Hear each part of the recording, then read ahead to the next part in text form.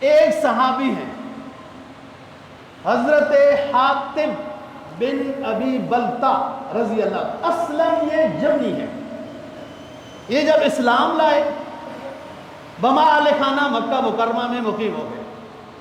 جب ہجرت کا حکم ہوا تو انہوں نے ہجرت کی، اور اتنی گنجائش تھی کہ اکیلے ہجرت کر سکتے تھے، گھر والوں کو نہ لا سکے۔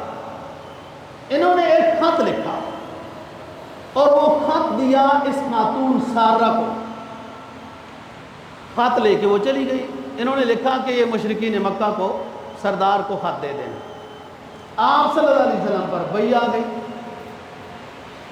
کہ آپ کے پروگرام کی فلانے ساتھی نے مخبری کر دی ہے اور خط لکھ دیا ہے، اور خط اس عورت کے پاس ہے، اس کو پکڑا جائے اور خط اس سے لیا جائے۔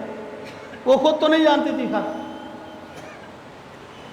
حضرت علی رضی اللہ تعالیٰ عنہ، حضرت مقدام رضی اللہ عنہ، حضرت زبیر رضی اللہ عنہ، 3 بندوں کو آپ نے بھیجا۔ یہ عورت روزہ خاخ میں تقریباً پہنچی ہوگی، اس سے تلاشی لو، اور جب تک اس سے خط نہ ملے واپس نہیں آنا، خط اس کے پاس ہے۔ انہوں نے پکڑ لیا اسی مقام پر۔ حضرت علی کہتے ہیں حیرانگی کی بات ہے، آپ نے روزہ خاخ کا نام لیا ایک جگہ کا، اسی جگہ میں ہم نے اس عورت کو پکڑا۔ بڑی ہوشیار، بڑی چلاک، ظاہر ہے یہ گانے والی علامان والا فی، ان کی بڑی ٹور قدر، بڑا شیخ الحدیث، سب سے بڑا مصدق، عالم با عمل، اللہ کا ولی، ایئرپورٹ پر جائے گا تلاشیاں دیتا ہوا جائے گا، اور کنجری جائے گی تو کوئی تلاشی نہیں ہے، چل نکل جا۔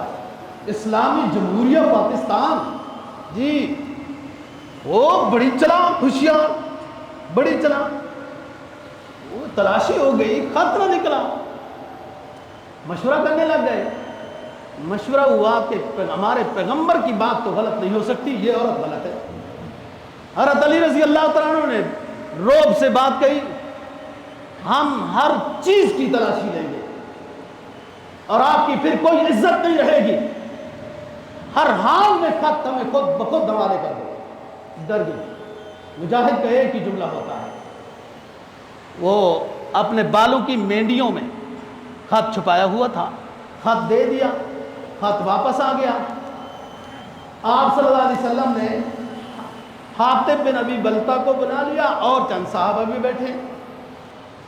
آپ نے خط کھولا، خط پڑھا، کیا لکھا ہے؟ حاتم نے حاتم نے عرض کیا کہ حضرت جی میرا خط ضرور پڑھے، میں نے کوئی ایسی بات نہیں لکھی جس میں اللہ اور اللہ کے رسول کو نقصان ہو، میرے خط کو پڑھیں، میری عرض سنیں، اس کے بعد جو فیصلہ کریں مجھے منظور ہے۔ ادھر حضرت عمر رضی اللہ تعالیٰ عنہ کا رنگ سرخ ہو رہا ہے، یہ منافق ہے، رنگ سرخ ہو رہا ہے، آپ سہارا دے رہے ہیں۔ ادھر جو ہے وہ خط کھولا گیا، ان کی بات سنی کہ حضرت میرے بچے ادھر رہتے ہیں، باقی ساروں کے بچے ادھر ہیں، کسی کے ادھر ہیں، تو ان کی ویسی رشتہ داری ہے ادھر، ان کا کوئی خیال کرنے والا ہے۔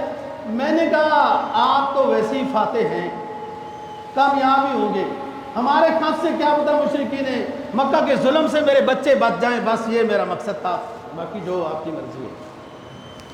اور خط کھولا گیا، خط میں کیا لکھتے ہیں؟ حاتم بن ابی بلتا، یا معاشر قریش ان رسول اللہ صلی اللہ علیہ وسلم جاکم بجیش کاللیل یسیر کالسیل لو جاء وحدہ لنصرہ اللہ وانجز لہ وعدہ فانظروا انفسکم۔ اے مکہ والو، اللہ کا رسول ایسا لشکر لے کر آ رہا ہے، رات بن جاتی ہے اس لشکر کو دیکھ کر، اتنا عظیم بڑا لشکر ہے، اور اگر چلتا ہوا دیکھو تو سیلاب نظر آتا ہے، اتنا بڑا لشکر وہ مکہ والو اللہ کا رسول تمہارے اوپر لے کر آ رہا ہے، اگر یہ لشکر نہ بھی لے کے آئے، اکیلا بھی آئے تو اللہ کا وعدہ ہے اپنے محبوب کو فتح عطا کرے گا۔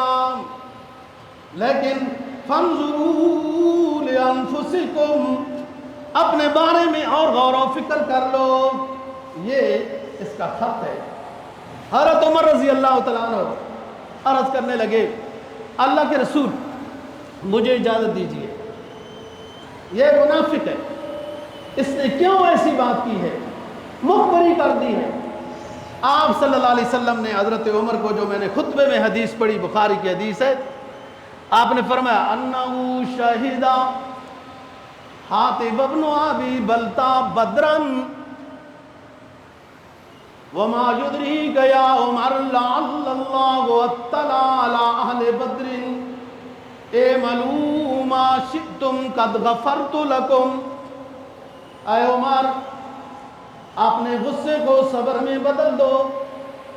حاتب بن ابی بلتا یہ بدر کے مجاہدین میں سے ہے، اور اللہ نے تو یہ فرمایا ہوا ہے، مجھے اندازہ یہ ہوتا ہے کہ اللہ پاک نے یہ فرمایا ہوا ہے، او بدریو، او مجاہدین اسلام، نبی کی جماعت، حضرات صحابہ جو بدر میں حاضر ہوئے ہو، مجھے تو اندازہ ہے عمر یہ ہوتا ہے ما یدری کا، جو تجھے نہیں ہو رہا، کہ اللہ نے یوں فرمایا ہوا ہے او بدر والو، تم سے جو غلطی بھی ہو گئی ہو جائے، بے شک تمہاری مغفرت ہو چکی ہے.